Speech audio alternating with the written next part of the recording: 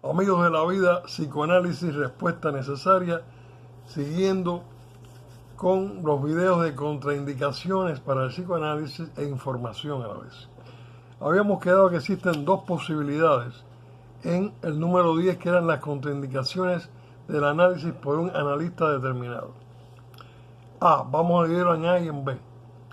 A, cierta resistencia por parte del paciente. Surge entonces la cuestión de si conviene ceder a esta resistencia.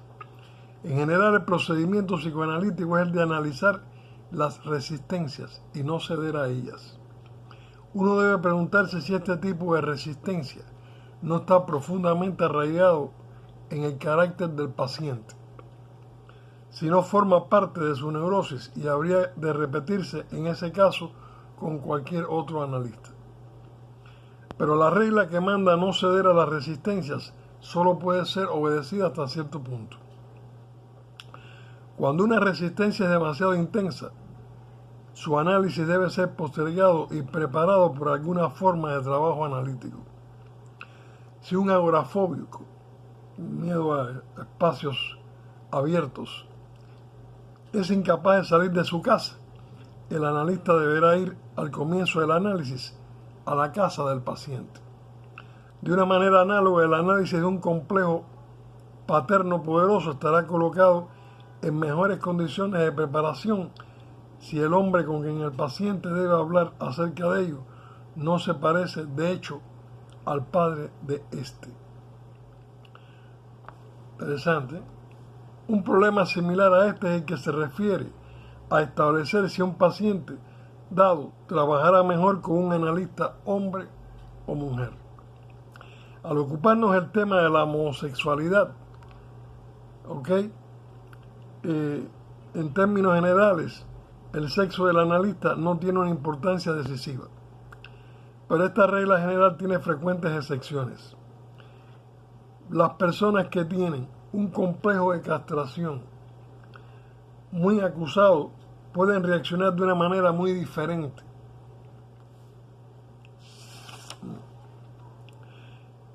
Según si hay frente a un analista mujer o un analista hombre.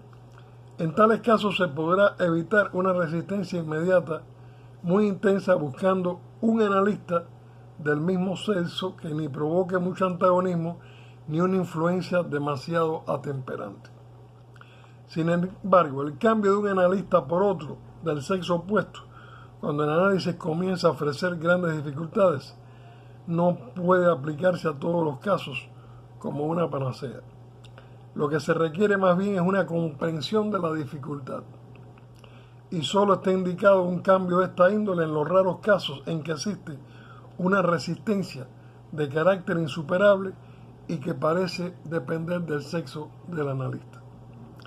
En todos estos casos, se debería tratar primeramente de analizar la resistencia, y solo si la resistencia resulta ser insuperable en las circunstancias del caso, habrá que cambiar las circunstancias. B. La dificultad puede deberse al analista. Es decir, habíamos visto la resistencia por parte del paciente, ahora vemos que la dificultad puede deberse al mismo psicoanalista. Todo análisis modesto admitirá que aun cuando él esté completamente analizado, trabaja mejor con algunos tipos de pacientes que con otros. Pero esta diferencia no deberá llegar a ser tan grande como para que resulte completamente imposible trabajar con determinados tipos de personalidad. Un analista deberá poseer una capacidad de empatía suficiente, mente amplia, como para trabajar con cualquier persona. Sí, a este respecto, la realidad difiere demasiado del estado ideal de las cosas. El error puede ser achacable al analista. Puede deberse o bien directamente a una contratransferencia negativa o a una decepción originada por el hecho de que cierto tipo de pacientes no satisface alguna expectativa indebida e inconsciente del analista en relación a su labor. En casos semejantes, el analista mismo deberá ser analizado en forma más completa. Todo analista hará bien en tratar de no analizar a parientes, amigos y conocidos. Pero el hecho de que sus propias emociones con respecto a estas personas podría perturbar su tarea no es el único motivo que inspira esta regla en el psicoanálisis. Hay otro motivo, y es que la transferencia pierde gran parte de su carácter específico, o por lo menos su carácter demostrable de transferencia. Si en lugar de originarse dentro del análisis mismo, tiene una historia previa analíticamente incontrolable. Hasta el análisis de parientes, amigos o conocidos de los parientes, amigos o conocidos del analista puede adquirir un carácter dudoso por esta misma razón. Sin embargo, Freud añadió a esto que seguramente ningún analista negará su ayuda a personas que no podrían lograr ninguna otra ayuda. Lo único que deberá saber el analista al hacer esto es que corre el riesgo de perder sus amistades. Una estimación fidedigna y detallada de los 10 puntos que acabamos de ver solo es posible en cada caso en el transcurso mismo del análisis. Es por esto que se aconseja a los pacientes un análisis de prueba de varias semanas de duración. La decisión final acerca de si el paciente necesita un análisis completo se toma durante este lapso.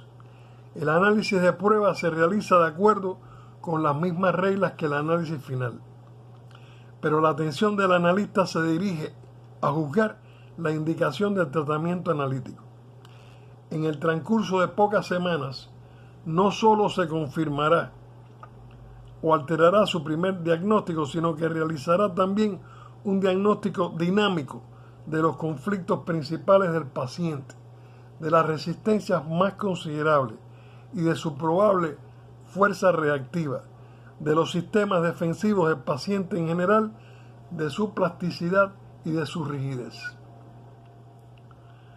Para establecer el diagnóstico dinámico se hace uso de todos los materiales: la historia del paciente, su conducta, sus ocurrencias y también sus primeros sueños. Es importante, sin embargo, no confundir un diagnóstico general dinámico con hipótesis especiales acerca de sucesos de la infancia, las cuales no pueden ni deben ser formuladas desde el mismo comienzo, porque obligarían a la atención del analista a orientarse en una dirección demasiado definida, haciéndolo menos susceptible a las impresiones nuevas y limitando su disposición a dejarse sorprender por nuevo material. El juicio sobre los motivos de contraindicación no es más que una parte del diagnóstico dinámico. La cuestión acerca de si una persona puede analizarse a sí misma o no, esa es otra, ha sido planteada varias veces. Freud mismo constituye el mejor ejemplo del hecho de que hasta cierto punto tal cosa es posible. En su libro La interpretación de los sueños ofreció el ejemplo clásico de autoanálisis. La literatura psicoanalítica registra algunos otros casos de autores que han hecho propaganda en favor del autoanálisis, pero en general las posibilidades del autoanálisis son muy limitadas. Y para esto vamos a hablar de dos razones. La razón número 1, la superación de las resistencias. Para los que no tienen esta experiencia psicoanalítica de haber estado en un diván, puede esto parecer, para los que han un poco raro, pero a los que han estado bastante, pueden darse perfectamente cuenta de lo que estamos hablando. Estamos dando verdaderamente una información, una herramienta, ¿ok?, para que la persona que sufre y que esté dispuesta a cooperar a favor de su salud tenga toda esta cantidad de, pudiéramos decir, de datos, aunque sean básicos, para poder tomar el camino de su salud.